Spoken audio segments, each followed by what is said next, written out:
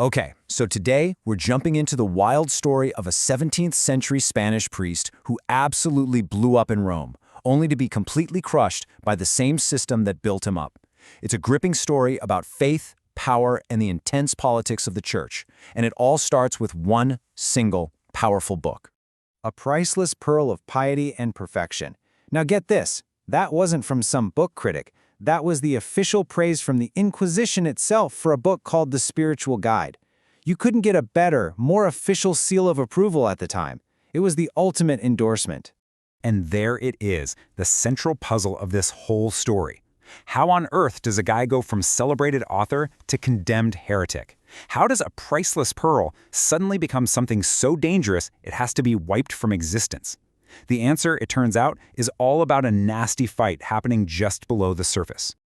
All right, to understand the fall, you gotta start with the rise, which was honestly meteoric. So let's head back to the 1670s, right to the center of the Catholic universe, where a new spiritual voice was completely captivating the rich and powerful. So who was this guy, Michael de Molinos? Well, he wasn't your average priest, that's for sure.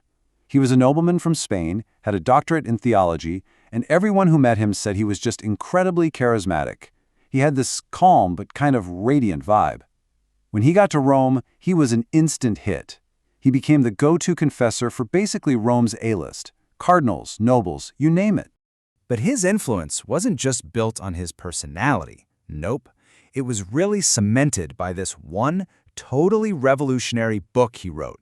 And this thing spread his ideas across Europe like wildfire. The Spiritual Guide, published in 1675, was a phenomenon. See, at the time, most religious writing was super dense and complicated. But his message was shockingly simple. He basically taught that anybody could find a constant, quiet, internal connection to God without needing all the complex, scheduled rituals the church promoted. And his success was, well, explosive is an understatement. In just 6 years, it was reprinted 20 times and translated into all the major languages. It got to the point where monks and nuns were literally carrying it with them, treating it like it was as important as a rosary. Molinos had become the dominant spiritual voice of his day, period. But here's the thing.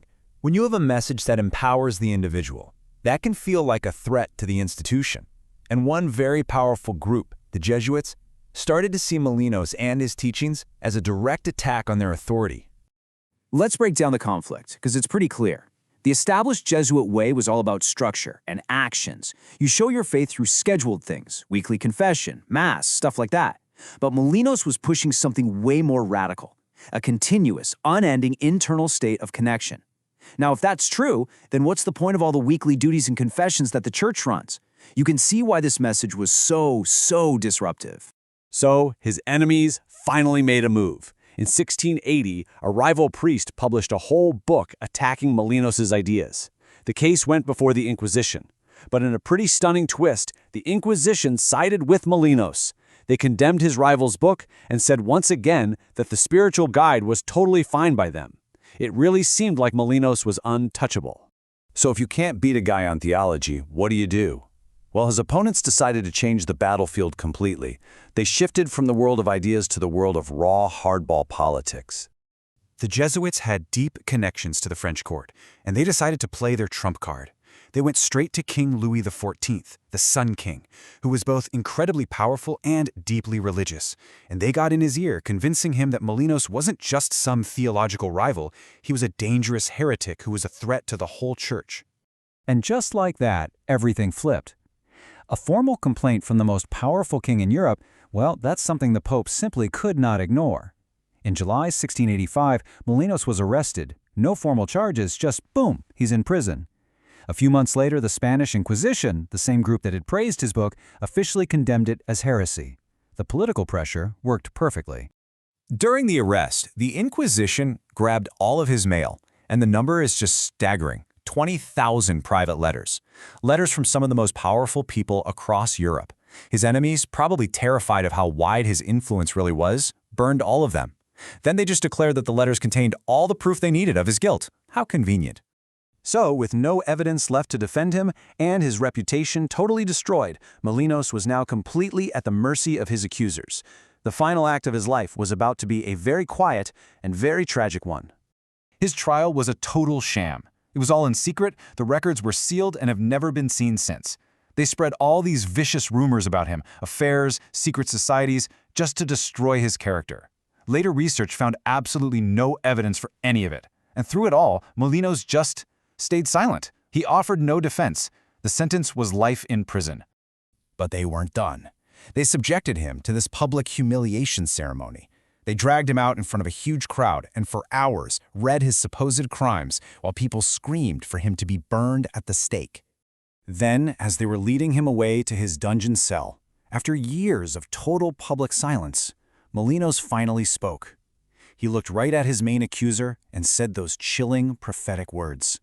He knew he'd never be free again, but he was absolutely certain that, in the end, he'd be proven right. He spent the last 10 years of his life locked in that cell.